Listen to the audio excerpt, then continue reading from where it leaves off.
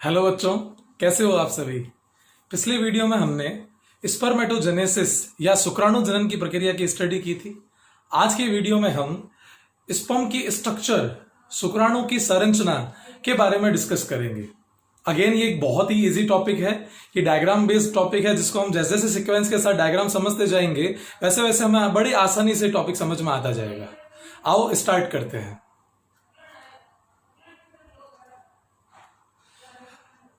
Sperm के structure के topic को मैं स्टार्ट करूं उससे पहले हमें पिछले वीडियो के टॉपिक को थोड़ा रिकॉल करना होगा। जब हम स्पर्मेटोजेनेसिस या शुक्राणु जनन पढ़ रहे थे ना, तब आपको याद होगा हमने वहां पर दो टर्मिनोलॉजी समझी थी। एक था स्पर्मेटोसाइटोजेनेसिस और एक था स्पर्मियोजेनेसिस। आप सबको मेरे ख्याल से याद होगा।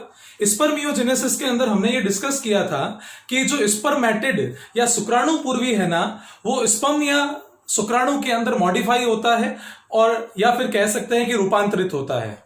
तो ये उसकी पूरी की पूरी प्रोसेस है जिसे हम स्पर्मियोजेनेसिस नाम के एक टॉपिक में अलग से पूरा के पूरे वीडियो की हेल्प से स्टडी करेंगे। उसमें मल्टीपल स्टेज आती है, बहुत सारे चेंजेस आते हैं, बट रियलिटी क्या है कि जब हम स्पर्म की स्ट्रक्चर को खुद को पहले अच्छे से स्टडी कर लेते हैं ना, तो हमें स्पर्मियोजेनेसिस बड़े ही आसानी से समझ में आ जाता है। तो ये पिछले टॉपिक का लिंक है और अगले वीडियो का भी लिंक इस टॉपिक के साथ कैसे है ये मैं आपको बता चुका हूं। ये एक एनिमेटेड स्पर्म की स्ट्रक्चर है। इस स्ट्रक्चर के अंदर हम बहुत ज्यादा डीप इंफॉर्मेशन नहीं ले रहे होंगे, इसकी बेसिस से हम एकदम जनरल इंफॉर्मेशन लेंगे। अब वो जनरल इंफॉर्मेशन क्या है मैं आपको समझा देता हूं। देखो, किसी भी स्पर्म के अंदर ये सबसे आगे, सबसे एंटीरियर या अग्र दिशा का जो हिस्सा है उसे हेड या शीर्ष कहते हैं। हेड या शीर्ष कहते हैं। सेकंड नंबर पर यहां पर आपको यह दिख रहा होगा, इस मिड पार्ट को, बीच के हिस्से को मिडल पीस या मध्य अंश कहा जाता है। और तीसरा जो सबसे लास्ट हिस्सा होता है, जो लेंथ या लंबाई में सबसे ज्यादा होता है, इसे टेल या पुच्छ कहा जाता है। इसे टेल या पुच्छ कहा जाता है। अब जैसे ही हम आगे के डायग्राम्स को स्टडी करेंगे वहां हम देखेंगे कि नेक या ग्रीवा या गर्दन नाम से एक हिस्सा और स्टडी किया जाएगा। तो मैं अभी आपको एडवांस में बता देता हूं कि जो मिडल पीस या जो मध्यांश है ना, उसी का एंटीरियर पार्ट या उसी का अग्र हिस्सा, उसी का आगे का हिस्सा नेक या गर्दन या ग्रीवा कहलाता है। आते हैं अब धीरे धीरे इसकी डीप स्टडी की तरफ बढ़ते हैं। इस वीडियो के माध्यम से मैं आपको दिखाऊंगा कि जब रियल माइक्रोस्कोप के अंडर में हम स्पर्म्स को देखते हैं तो वो किस तरीके के दिखाई देते हैं। माइक्रोस्कोप के अंडर में टेल की हेल्प से मूवमेंट करते हुए इन लिविंग स्पर्म्स को, रियल स्पर्म को आप आसानी से देख सकते हैं। स्पर्म्स एक स्पेसिफिक डायरेक्शन में और फास्ट स्पीड से जितना ज़्यादा मूवमेंट करते हैं वो फर्टिलाइजेशन के लिए उतने ही ज़्यादा हेल्दी माने जाते हैं। साथ ही साथ दिए गए सीमन सैंपल के अंदर जितना ज़्यादा स्पर्म की काउंटिंग होती है, जितने ज़्यादा शुक्राणु गिने जाते हैं, वो सीमन सैंपल फर्टिलाइजेशन के लिए उतना ही ज़्यादा अच्छा माना जाता है। स्पर्म्स की काउंटिंग करने के लिए, उनकी नंबर डेंसिटी को चेक करने के लिए बैकग्राउंड को डार्क कलर का रखा जाता है, जैसा कि आप इस रियल वीडियो के अंदर देख भी सकते हैं। आई होप स्पर्म्स के रियल वीडियो को देखकर आपको बड़ा मजा आया होगा। तो कई बार क्या होता है बायोलॉजी के अंदर, जिन चीजों को हम इमेजनरी फॉर्म में स्टडी कर रहे होते हैं ना, अगर उसका रियल फॉर्म देख लेते हैं तो हमें वो पढ़कर और भी अच्छा लगता है। चलो, अब एनसीईआरटी के अंदर जो डायग्राम दिया गया है स्पर्म का, उससे हम लेबलिंग समझते हैं और इस टॉपिक को याद करना स्टार्ट करते हैं। आपको स्पर्मेटोजेनेसिस या शुक्राणु जनन से याद होगा कि जब भी स्पर्म बनता है तो 4 स्पर्म एक साथ बनते हैं मियोसिस या अर्धसूत्री विभाजन की वजह से, और इन सब में n क्रोमोजोम या हैप्लॉइड क्रोमोजोम या अगुणित गुणसूत्रों की संख्या मौजूद होती है। कि सर इससे इसका क्या रिलेशन है, मैं अभी बस बताने ही वाला हूं। जब एक हैप्लॉइड सेल है स्पर्म या शुक्राणु, तो सीधी सी बात है इस सेल के सबसे बाहर की तरफ सेल मेम्ब्रेन या कोशिका झिल्ली तो कंफर्म मौजूद होगी। तो एक नंबर पर जो लेबलिंग आती है वो आती है प्लाज्मा मेम्ब्रेन या कोशिका झिल्ली। ये इस स्पर्म के स्ट्रक्चर के चारों तरफ हर जगह मौजूद है, बस इस छोटी सी जगह को छोड़कर। यहां पर कवरिंग नहीं है सेल मेम्ब्रेन की, बाकी सब जगहों पर सेल मेम्ब्रेन की कवरिंग मौजूद होती है। तो सबसे बाहर लेयर किसकी हो गई? सेल मेम्ब्रेन या प्लाज्मा मेम्ब्रेन की हो गई। उसके बाद पिछले डायग्राम के अंदर जो हमने हिस्सों की बात की थी, मैं वो नंबरिंग लगा देता हूं। ये हेड या शीर्ष हिस्सा, ये पूरा का पूरा, ये थर्ड नेक वाला पार्ट या ग्रीवा वाला हिस्सा, जो आपको बताया था कि ये नेक या ग्रीवा जो है ना, वो अपनी मिडिल पीस या मध्यांश का ही एंटीरियर पार्ट या अग्रभाग होता है। फिर फोर्थ नंबर पर आ गया आपके मिडिल पीस या मध्यांश खुद ही, और फिफ्थ नंबर पर लेबलिंग आ गई टेल या पुच्छ। इनके हिस्से मुख्यतः कौन कौन से हैं? इनके मुख्य हिस्सों के अकॉर्डिंग बात करें तो वो हेड, नेक, मिडिल पीस, और मिडिल पीस के बाद ये टेल वाला हिस्सा होता है।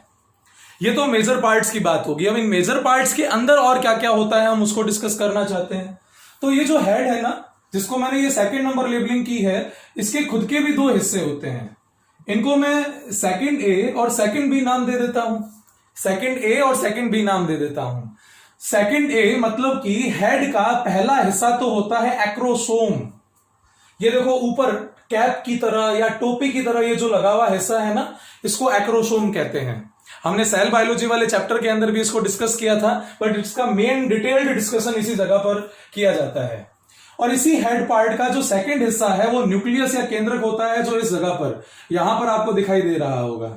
एनिमेशन नहीं, माइक्रोस्कोप वाले रियल वीडियो को देखकर याद आ गया होगा कि उसमें जो सबसे मेजर हिस्सा एल्यूमिनेटिंग या चमकता हुआ जो दिखाई दे रहा था वो न्यूक्लियस ही था, है ना। अब इस न्यूक्लियस के अंदर यहां पर हमें पता है कि डीएनए होगा, और डीएनए का जब भी कंडेंसेशन या संघनन होता है तो क्या बन जाता है? क्रोमोसोमल मटेरियल बन जाता है। तो लेबलिंग के अंदर अगर अपन आगे बढ़े सेकंड ए और सेकंड बी के बाद, तो ये जो नेक वाला पार्ट है ना, यहां पर जब हम आगे के डायग्राम को डिस्कस करेंगे तो इस जगह पर हमें रिंग्स दिखाई देगी। ये जो रिंग्स होगी वो होगी सेंट्रियोल या तारक केंद्र। क्या होगी वो? सेंट्रियोल या तारक केंद्र स्टडी किया जाएगा उन जगहों पर। फिर और आगे बढ़ते हैं इसी के अंदर, तो ये जो मिडिल पीस या मध्य अंश है ना, इसी के अंदर देखो इस जगह पर एक रिबन या फीते के जैसे एक स्पाइरल बाइंडिंग हो रखी है। ये आगे के डायग्राम में हम और अच्छे से डिटेल में देखने वाले हैं।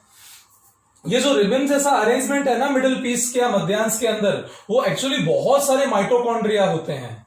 क्या होते हैं वो? बहुत सारे माइटोकॉन्ड्रिया होते हैं। तो 6 नंबर की लेबलिंग में लगा देता हूं माइटोकॉन्ड्रिया को। अब सेल बायोलॉजी से अगेन आपको याद होगा कि जब भी माइटोकॉन्ड्रिया का डिस्कशन आता है हम किसकी बात करते हैं? एनर्जी रिक्वायरमेंट या ऊर्जा की आवश्यकता की बात करते हैं।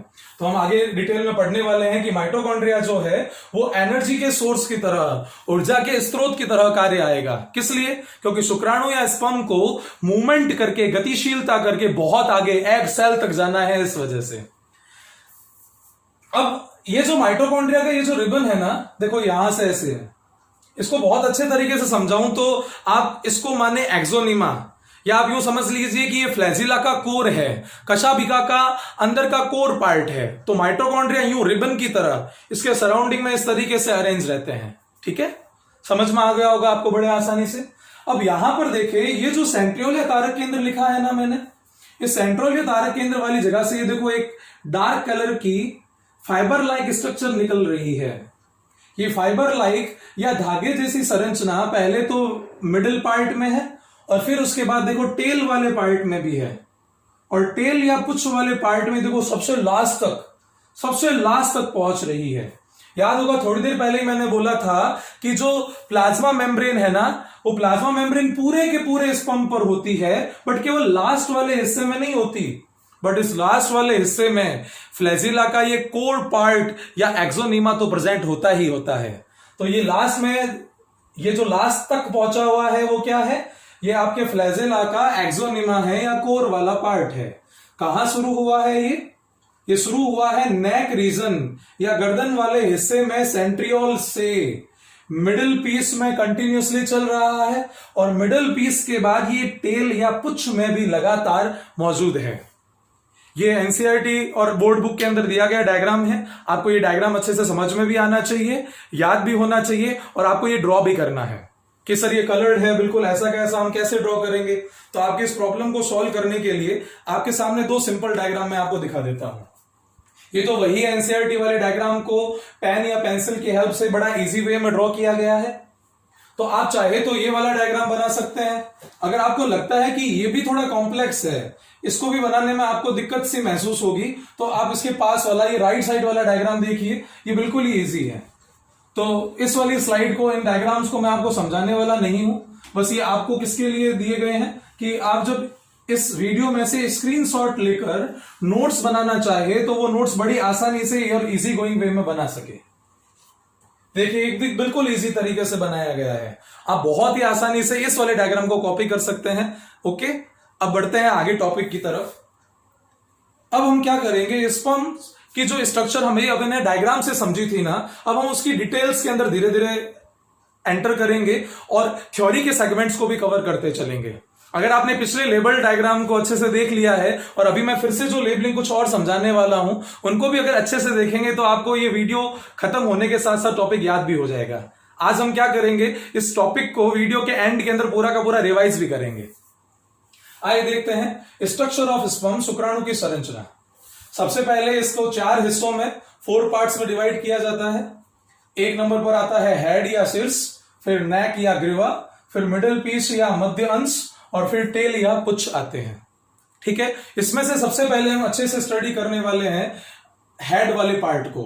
हेड से पहले प्लाज्मा मेम्ब्रेन का बेसिक सा एनसीईआरटी बेस पॉइंट है कि प्लाज्मा मेम्ब्रेन पूरे के पूरे स्पर्म में बस टेल के लास्ट वाले थोड़े से पार्ट को छोड़कर बाकी पूरे स्पर्म की आउटर कवरिंग को प्लाज्मा मेम्ब्रेन बनाती है।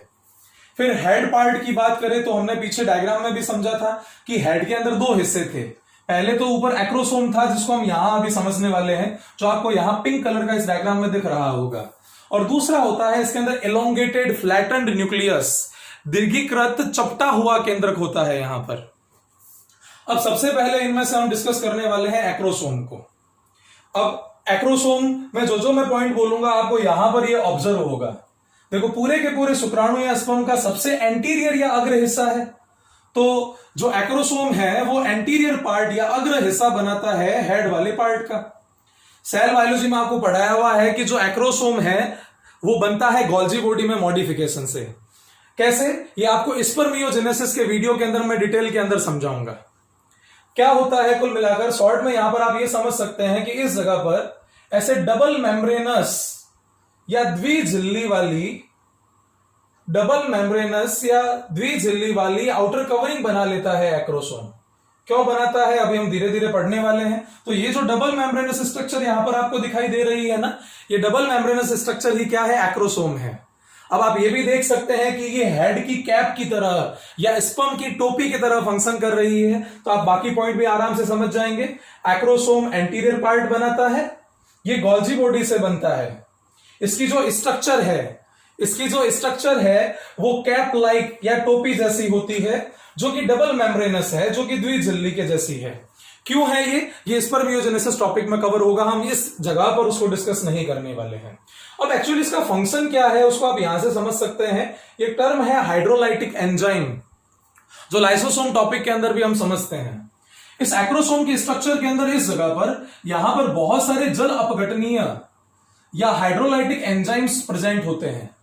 इन हाइड्रोलाइटिक एंजाइम्स का फंक्शन कब होगा वो मैं बता देता हूं। जैसे मान लो ये एग सेल है और इस जगह पर ये स्पर्म जब इनके पास पहुंचेंगे, आप समझ गए होंगे कि हम यहां पर फर्टिलाइजेशन या निषेचन टॉपिक को डिस्कस करना चाह रहे हैं। तो जब स्पर्म एग सेल के अंदर एंटर होना चाहेंगे ना, तो उस वक्त एंट्री कराने के लिए ये जो एंजाइम्स हैं जो एक्रोसोम में प्रेजेंट है, इन एंजाइम्स की बहुत ज्यादा एसेंशियल नीड होगी, बहुत ज्यादा आवश्यकता होगी। अब इन एंजाइम्स को कंबाइन फॉर्म में कहा जाता है स्पर्म लाइसिन एंजाइम्स। क्या कहा जाता है, स्पर्म लाइसिन एंजाइम। स्पर्म क्योंकि स्पर्म के अंदर प्रेजेंट है, और लाइसिन क्यों लगा इनके अंदर, लाइसिन बना है लाइसिस से, मतलब घोलने के लिए, डिसॉल्व करने के लिए।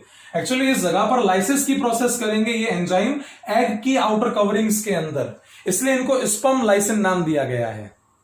इसी के अंदर जब आगे बढ़ते हैं तो ये जो हाइड्रोलाइटिक एंजाइम है इनका काम क्या है, एग सेल को पेनिट्रेट करना, मतलब कि भेदना, मतलब उसके अंदर छेद करके अंदर की तरफ घुस जाना, अंदर एंटर हो जाना।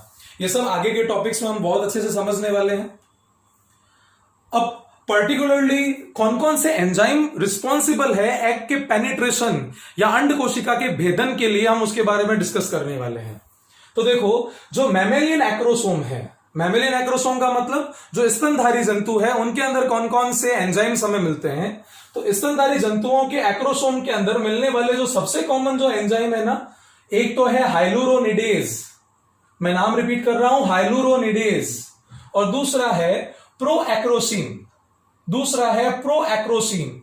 तो दो सबसे कॉमन एंजाइम्स कौन कौन से हो गए, एक हो गया हाइलुरोनिडेज, दूसरा हो गया प्रोएक्रोसिन, और इन दोनों को ही कंबाइन फॉर्म में कहा जाता है, इन दोनों को ही कंबाइन फॉर्म में कहा जाता है एक्रोसोमिन। एक्रोसोमिन, कुछ बुक में एक्रोसोमिनेज नाम भी मिल सकता है, इनकी लोकेशन मैंने आपको यहां पर समझा दी थी। अब देखो आगे फिर कुछ टर्म है जो एडवांस टॉपिक्स हैं। एक टर्म है गैलियोकैपिटिस, टर्म देखे कौन सा है, गैलियोकैपिटिस, और दूसरा है परफोरेटोरियम। एक बार टर्म माइंड के अंदर रिकॉल करें, मैं अभी आपको 2 मिनट के अंदर समझाने वाला हूं, बहुत ही आसान है, आपको बहुत आसानी से समझ में आ जाएंगे ये वाले दो टर्म। कौन से है मैं रिपीट कर रहा हूं, एक तो है आपके परफोरेटोरियम और दूसरा है गैलियोकैपिटिस। सबसे पहले मैं आपको गैलियोकैपिटिस समझा रहा हूं इस डायग्राम की हेल्प से।